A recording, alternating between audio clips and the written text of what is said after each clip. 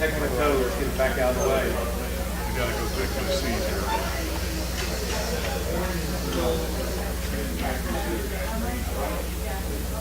Gee, man, Steve's flight for 1 week, what?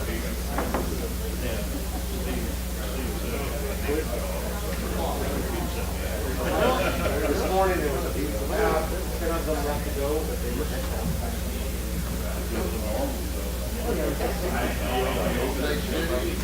and some of them are pilots flying out. Like this is flying out. We'll bring them back.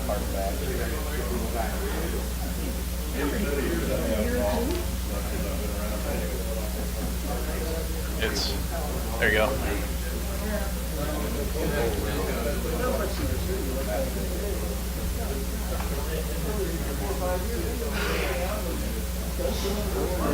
We're ready when you are. Yeah.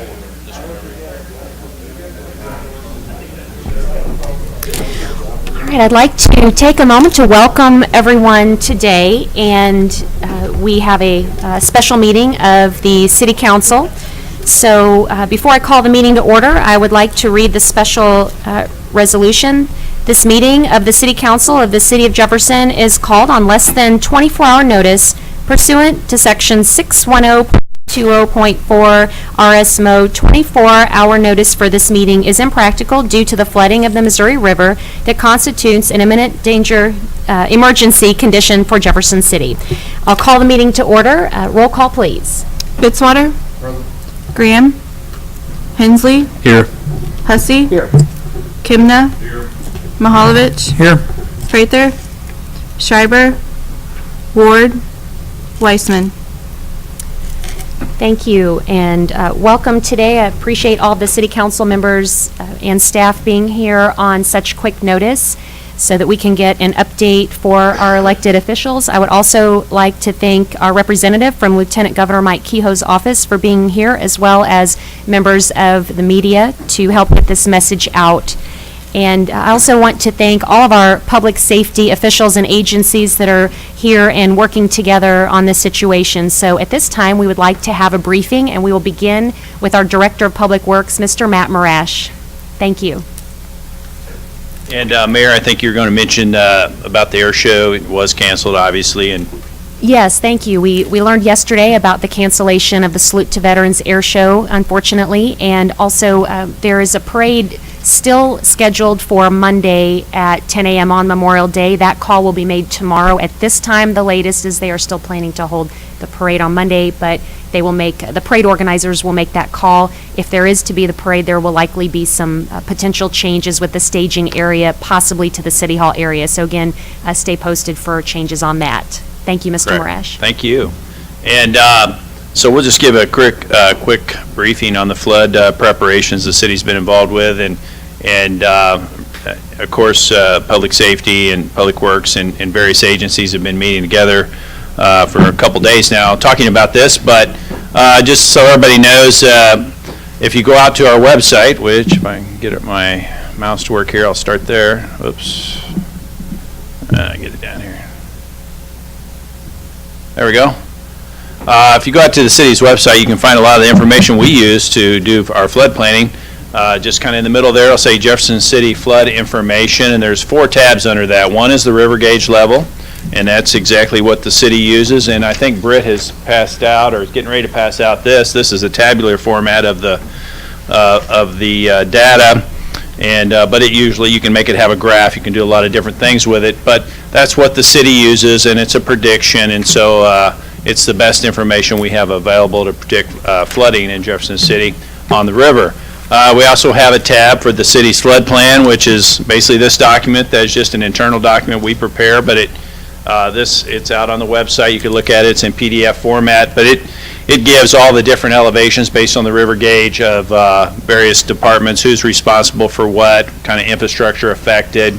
It goes from streets to everything, ice arenas and levees and road closures, those kind of things. So it's all in there, and this is what the staff utilizes so we don't forget anything either. And we developed this back in 2008 and have made about, 5 iterations since then. So every time we have a flood or an update to some infrastructure, we kind of go back and review this plan every so often and make sure we get it updated. So we had just issued an update list last March and put some different information in there. So that's the flood action plan. We have a press release bullet out there as well. And then, let's see, the fourth thing was river gauge itself. The flood viewer, which I'll show you an example of here in a second. But the flood viewer, apparently we've had over 150,000 hits on this website since yesterday. We let people know it was out there, so I think people are using it and finding the information, and they can, again, this is all very based on predictions and very preliminary. So if you're close to any of these areas, then you should probably take precautions because it's just an estimate. So it's only as good as our data, but it is still pretty good stuff.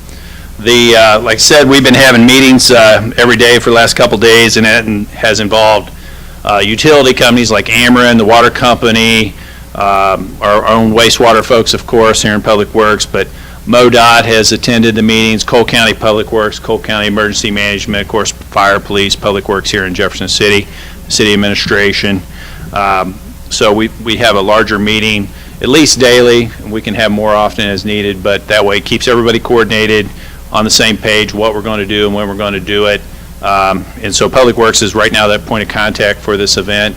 And so we encourage people, if they want information, go to the website, look at that. You could also call the main line of City Hall, 6401 number, to talk to our receptionist during business hours. After that, it would roll over to the non-emergency number at police. Could you give those numbers? I know you mentioned 6401, but yeah, it's 573-634-6410 is the main line to come into Public Works if you had a question during business hours. Is that what you? Yeah. Sorry about that. Okay. And so, of course, the river forecast, and we'll flip over there. I think we have it up.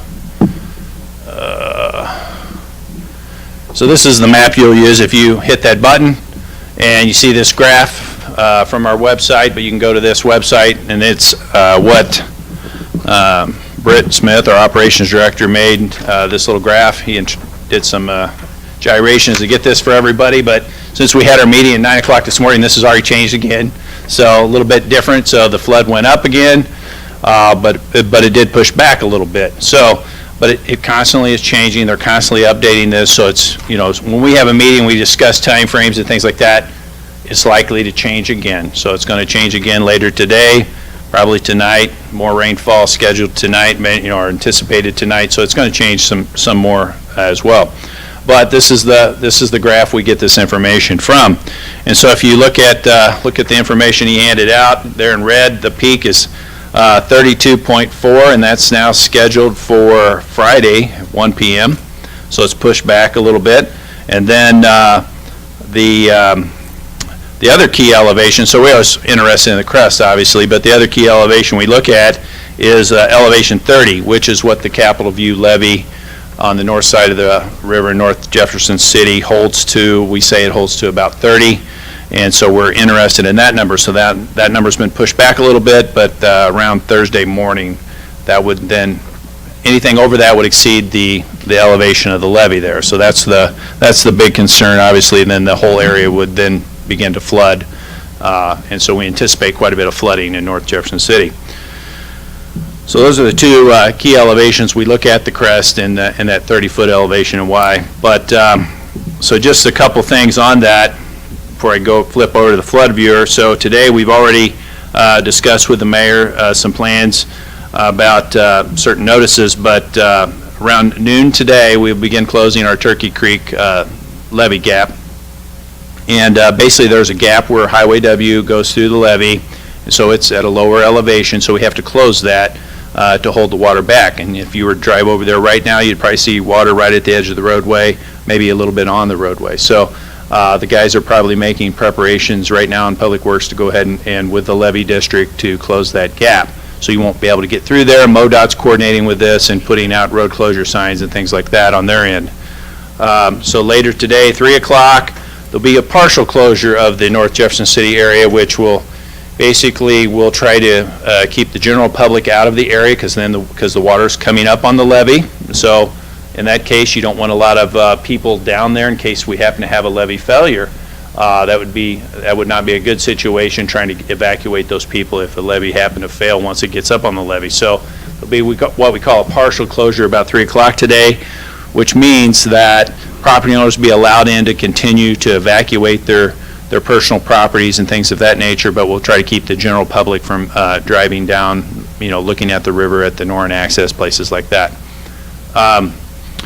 Then later on today, I think the mayor just signed it recently, is a mandatory evacuation order at 5 o'clock for that area. And what that means is, and the property owners will be getting notice of it, but basically that's a public safety issue is where once the mandatory evacuation notice goes into effect, then there's a potential that if you had a problem, levee broke or whatever, and you happen to be over there as a property owner, the public safety may not be able to react and help you get out of a bad situation. So we want to issue those a little ahead of time before with the water exceeds the levee elevation, just to give us some room for error there, because these are predictions. So that's later on today at 5 o'clock.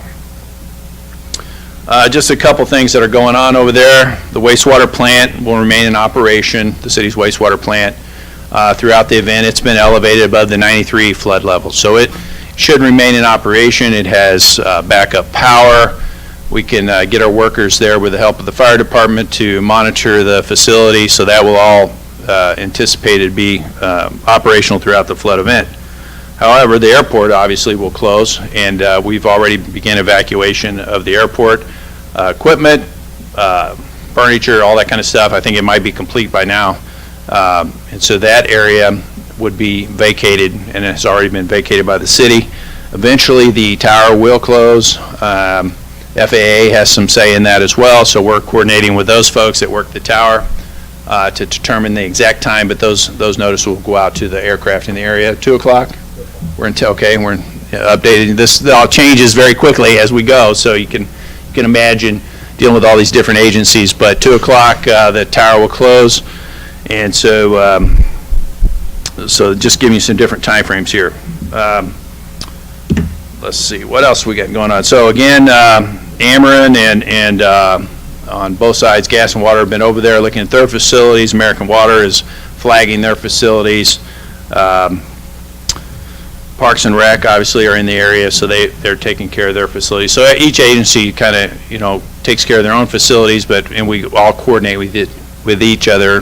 If anybody needs help, we try to get those resources to them. I guess I'll go to this flood map viewer just right now then. Matt, unless anybody has any question, or Britt, go ahead and add. If I could just add on to what you said, we in conversations with Ameren UE in reference to disconnection of electric, we have coordinated that disconnection for our city facilities, but if private individuals would like to disconnect the power to their own facilities, they need to contact Ameren to make those arrangements themselves. Thanks, Britt. Councilman Mahalovich. So the roads in North Jefferson City that would be closed, 63 and 54 remain open? At this time, 63, at this elevation, we anticipate, MoDOT anticipates those roads remain open. 94 at this elevation, I'll zoom in here in a minute, will be closed due to flood water, it looks like, if these elevations come to pass. And this is all based on, again, this prediction, but it's also based on, so right now, the levees upstream of us are holding, and so those continue to hold, then this will be a good prediction. if they happen to breach upstream, this could go down a little bit. It'd be lucky for us, but not so lucky for those folks. So it's kind of a tough situation. Go ahead, if you have any other questions. And then the second thing was, you said the general public should avoid the area. Matter of fact, there's an evacuation order, so even curiosity seekers should not be going over there. Correct. The landowners that are business owners over there are trying to evacuate their equipment, say, for example, MFA, the asphalt plant, sand plant, the golf center. They're all busy trying to protect their property. There's some gas companies or, propane type companies in the area. So there's a lot of property owners there that have personal property they need to get to higher ground, essentially. So if you look at this, so anybody can go out and look at this on the website, and you can click different elevations. And so, we've clicked 33 here because that's about a little bit higher than the predicted at 32.4, but it kind of gives you an idea, and this is all based on survey data and contours, but our GIS folks have helped us with this, put this together, and you can see what anything in blue is covered in water. You can see little things like this is the golf center over here. The building's actually up out of the flood water now to be surrounded by water, but and that's been helped over the last several years with our floodplain permitting process. You hear about it being kind of strict sometimes with property owners, but this is the reason, because this will happen eventually. And there's maybe some storage allowed underneath these buildings that they need to vacate, but a lot of these buildings are elevated that the main structure wouldn't be damaged by the flood water. Again, but you got utilities and other things they have to worry about. But again, those facilities have been permitted, and they should be well aware of their issues through that process. Let me move this around here, but okay. Can you scoot that over? I can't get it to grab here on my. There we go. But anyway, we click 33, so you can see the highways are still open and the airport's covered. Now, just to give you a sense of, the elevation of the airport, so the floor elevation of our airport terminal is around flood gauge 27. So once the 30-foot levee is exceeded at 32, you'd have about 5 feet of water in the airport terminal. So it's not just a couple feet of water that's above that. You got to remember that elevation is a little higher, so you could have essentially 5 or more feet of water in some areas in this whole bowl. I refer to it as inside the levee. So that'll be an issue. Obviously, once this is over, getting the water back out. Will the levee still be intact? We'll have to just evaluate all that with our partners and see where we're at. But then, so I kind of talked about north of the river a lot. Obviously, a big concern. There you see the asphalt plant and the sand plant area. They have some peaks that'll be out of the water, it looks like. But then we come over here, kind of the mill bottom here, west of the Capitol. A lot of water here. We believe these buildings, they've had a floodplain permit issued for them, so they know their elevations. But it'll be right at this elevation, be right close to where those buildings would be wet, like the bike shop, things like that, the little coffee shop. But it'll be very close. And this is just based on river flooding and elevations. Like I said, tonight there's a forecast for some rain. I checked it before I came up here. Anywhere from 0.2 to 0.8 is what our forecast model indicates, and that's a 50 to 60% chance. So if that would come to pass and the river elevation's up, there would be potential for additional flash flooding on top of this. And so that could jump up here along the highway and ice arena area, things like that. But this is all that you're seeing here is just all river elevation flood related. So this is the Capitol Plaza Hotel. And again, at 33 feet, you can see all the state parking lots are under. But Missouri Boulevard here and McCarty Street would have a significant amount of water on it and kind of around Capitol Plaza. The highway remains open. But again, a good guide, but it's pretty close. But we anticipate this area being closed as well, this roadway. So the alternate route would obviously be High Street to get into town and out. Just kind of moving the viewer around. You can look at the whole city with this thing on. And there's different tributaries, obviously, besides Wares Creek, but they all have the same data. You go over here, let's go over by the ice arena. You can kind of see where the water is. The ball fields are under. The ice arena kind of sticks up here. They have done some sandbagging around it. Again, probably one of the main concerns here too is, any flash flooding that could occur if rainfall happens here in the city. Again, all this is available on our website. Go out and look at it. Click on different flood elevations, turn them on and off, so you can kind of see how that progresses through the city as the different flood elevations are achieved. It's a nice little tool, but we just made it available for the public too. It's really all I have for right now. Just kind of give you our update of what's going on. Be glad to answer any questions. Thank you, Mr. Mulman. Yeah, Matt, I just want you to kind of, I know you said this, but this is based on just the flood elevations, flash flooding in local neighborhoods from rain events tonight and further in the weekend could affect, local areas. So this should not be taken as a representation of all the areas that could be affected if there's additional rain events locally. That's correct. And so, people who have flooded in the past from flash floods, I would be wary if I were in those areas about any rainfall, especially while the river's up this high over the next through the weekend, really, until this river goes back down. Right now, some of the main, there's a couple neighborhoods we know that are affected by the river flooding. One is called, we call it Geneva Street area, which is over here off Gray's Creek. This is the soccer fields, 179, that area. But there's a little area over here off Geneva Street. Am I at the right spot here? Yeah, right here. So we know these houses, and the owners know they have some flooding potential here. There's maybe half a dozen of them, I think. We've actually are in the process, if we haven't delivered some sand to these areas, we'll dump some sand and some sandbags here, and so the residents can go and get sandbags and block their doorways on the back sides of their house. They have walkout basements, most of them. We've talked to them about, how they could cure that long-term, but most of them have chose to keep the walkout basement, but they can sandbag and do some things. So we've provided sand to those neighborhoods at their request. Another area in the city, and this is all river flooding, as Ryan indicated. This is river flooding, so any rainfall or precipitation events in the city that are likely to happen while this is up would add on to this, of course. And those are very difficult to predict. They're very spotty typically, and you might get one in one part of the city and not the other. So it's it's just almost impossible to give you a model for that. But okay. Yeah, I was going to try to get over here to Grant Street. Let me see if I get them. Yeah, if you can just zoom over to Grant Street, kind of, Buster. That's the other area of neighborhoods that flood south of the river. Some homes, and that's the entrance off McCarty Street. Basically, the Grant goes over to Riverside Park. Yeah. So we call that the Boggs Creek watershed, and zoom in there, Buster, on Grant Street. Yeah, right in there.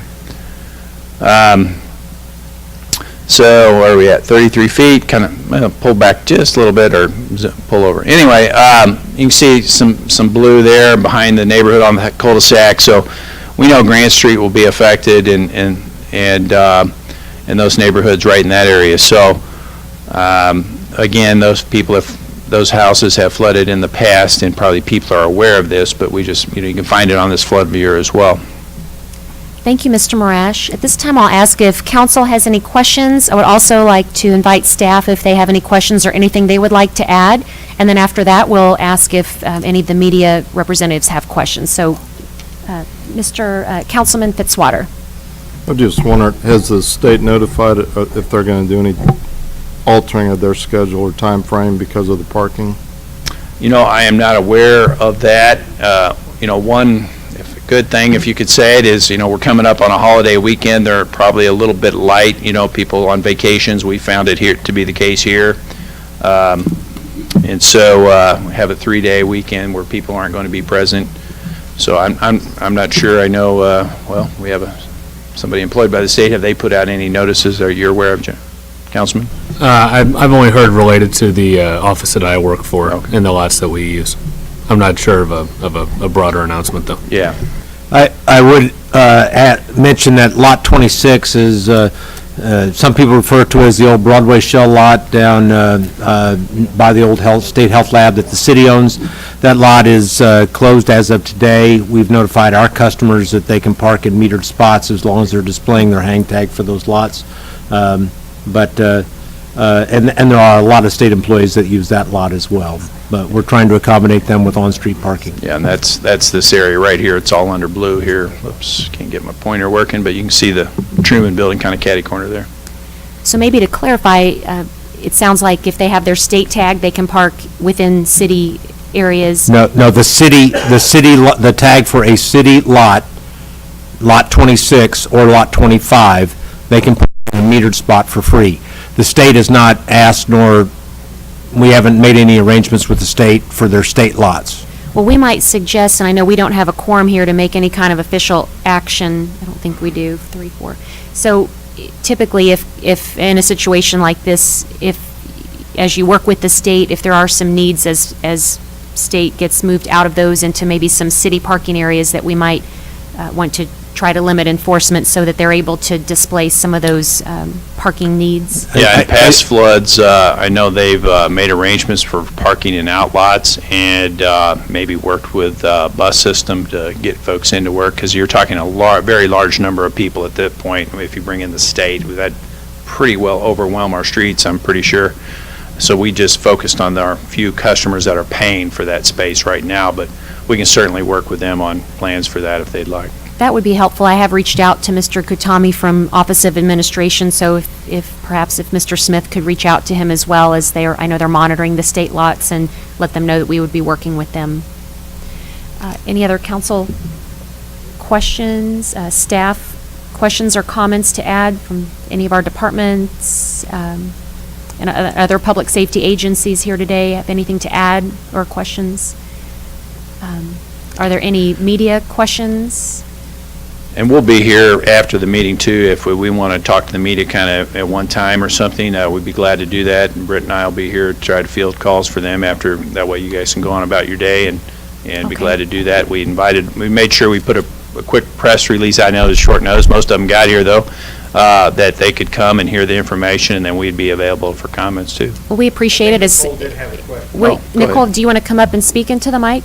And we appreciate, because this is live streamed, I believe, so that way we can Yeah. hear. And we appreciate the council members who are here. I know we are, the priority of our constituents is our top priority, so we'd like to hear as well if possible. So welcome, Nicole.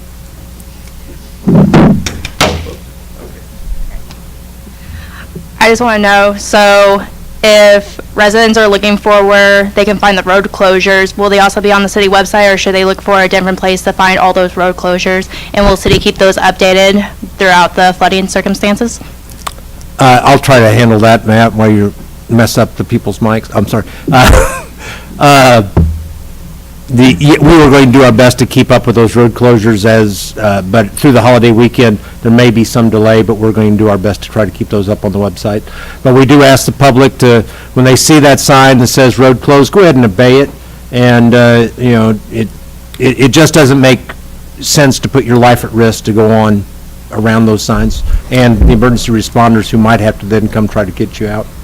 And I would just add, there are other partners, MoDOT, for example, that also have authority over some of the different roads. So Typically, too, the city does not sign, the city doesn't typically sign detours for this type of road closure. Just the amount of signs we have available probably wouldn't allow it, but we do have some message boards and things like that. But again, you could probably go within a block or two and get around this flood on a city street. MoDOT is going to sign their detours. They will be signing detours on state routes around the city for officially. Of course, the local folks would probably use the city streets. I'm going to make it a question. Mr. Kroll? Was there any final decision made on the pedestrian bridge over? Yeah, I think our police force and MoDOT are working to close that bridge. Any further questions, comments? And Mr. Maresh will stay here as suggestions, anything. Staff will remain, so if there are any further questions. Certainly. That they can, and appreciate everybody coming for this meeting. I this regarding the imminent emergency condition. I think I inserted the word danger in there when I read that originally. I started to, and I didn't mean that. I have a declaration of emergency, and all those words came together. But I do want to say we want to keep the public out of danger, and we want them to utilize these resources. Calling the city, you gave the number earlier for Public Works, 573-634-6401. And of course, that's non-emergency. Non-emergency. Our 911 centers would handle any emergency if you were caught in floodwaters or something like that. They would, of course, direct those resources, but non-emergency calls, we can take those there. Okay, and then we have the, Mayor, I'm sorry, the number, the last four is 6410. I think you had reversed the last two digits. 6410. Okay, so 634-6410. Correct. Is Public Works. So non-emergency calls will go to Public Works. Emergency calls, dial 911, and we appreciate our emergency team. The city's website, jeffersoncitymo.gov, has all the maps and information there, Right. the links that you showed us earlier. So we just ask that the public to be diligent and be prepared, reminding them to be aware and not to drive on covered roadways. Turn around, don't drown, I believe is the something to keep in mind. We want to make sure everybody stays safe. So with sincere appreciation to city staff for working on this, city and county and state and our other officials and all of our public safety, police and fire, public works, and all of our agencies for coming together to keep us safe. Okay, we appreciate it very much, and on that, we will close at call for adjournment. All right. And I would just say, Matt, if you run out of things to do, let me know and I'll. All right, we are adjourned, and thank you, and everybody, please be safe.